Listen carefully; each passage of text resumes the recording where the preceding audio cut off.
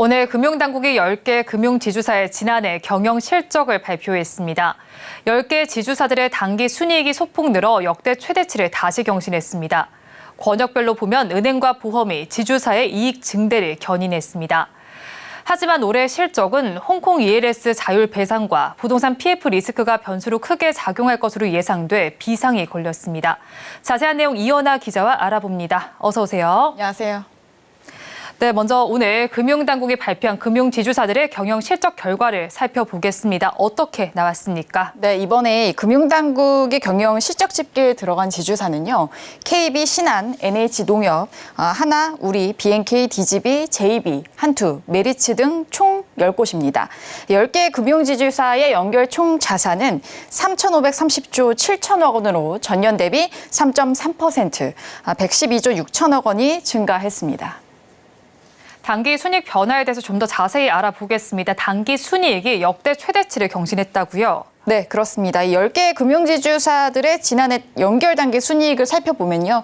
21조 5,246억 원으로 전년 대비 0.4%, 776억 원이 증가했습니다. 사실 3년 연속 21조 원대를 기록하고 있는데 지난해 연결 단기 순이익이 가장 높은 것으로 집계되면서 역대 최대치를 경신했습니다. 권역별로 이익 증감 변화를 살펴보면은 은행보험이 이익이 늘었지만 금융투자와 카드, 캐피탈, 저축은행 등 여전사 이익은 감소했습니다. 은행은 5.4%, 그리고 보험은 43.6% 각각 이익이 증가한 반면 금융투자는 37.9%, 여전사는 24.6% 각각 감소했습니다. 금융지주사 전체 자산 중 권역별 비중을 살펴보면 포트폴리오와 사업 전략을 한눈에 알 수 있죠. 자산 비중을 권역별로 살펴보면 어느 권역이 가장 높습니까? 네, 여전히 지주사 자산 중에는 가장 큰 비중 은행이 차지하고 있는 것으로 확인이 됐습니다. 구체적으로 살펴보면 은행이 74.9%로 가장 높고 금융투자가 10.3%, 그리고 보험이 6.8%, 카드캐피탈 저축은행 등 여전사가 6.7% 순서였습니다. 자산 증감 부문에서는 금융투자가 가장 큰 폭으로 증가를 했고 보험은 가장 큰 폭으로 감소를 한 것으로 확인이 됐습니다. 전년 대비 금융투자는 13.3% 상승하며 가장 큰 폭 증가를 기록했고 은행은 3.2%, 여전사는 2.4% 증가했습니다. 반면 보험은 전년 대비 9.1% 자산이 감소했는데 새 국제 회계 기준 도입으로 이 자산 항목이던 보험계약 대출 등이 보험부채 평가에 반영된 결과라는 게 금감원의 설명입니다. 당기 순이익과 자산은 소폭 늘었지만 마냥 웃을 수만은 없는 상황이잖아요. 중요한 자산 건전성 부문은 악화가 됐다고요? 네, 그렇습니다. 이 건전성 악화가 가장 큰 문제로 지금 제기되고 있는데요. 이 지주사의 자산 건전성 지표인 고정이하 여신 비율, 부실채권은 0.72%로 전년 말 0.49%와 비교를 하면 0.23%포인트 상승했습니다.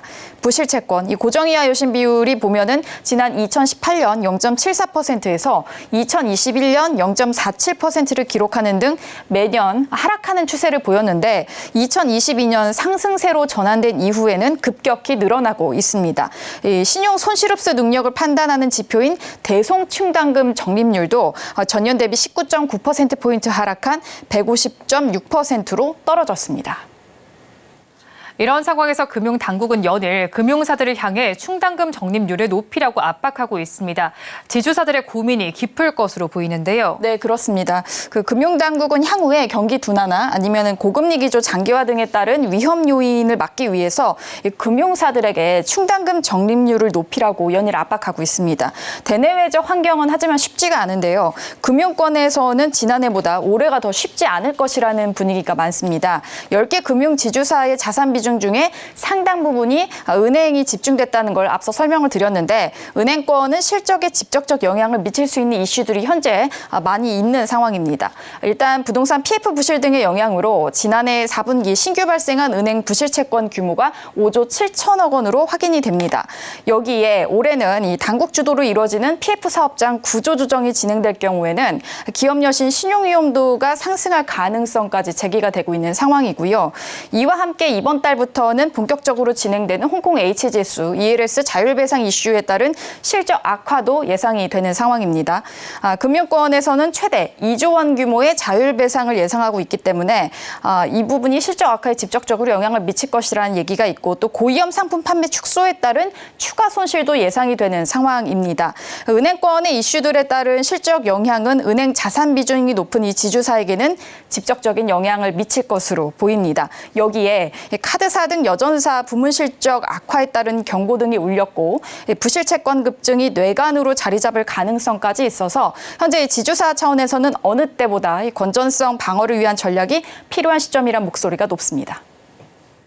네, 지금까지 10개 지주사 경영 실적과 앞으로의 전망까지 알아봤습니다. 이연아 기자와 함께했습니다. 오늘 말씀 고맙습니다. 감사합니다.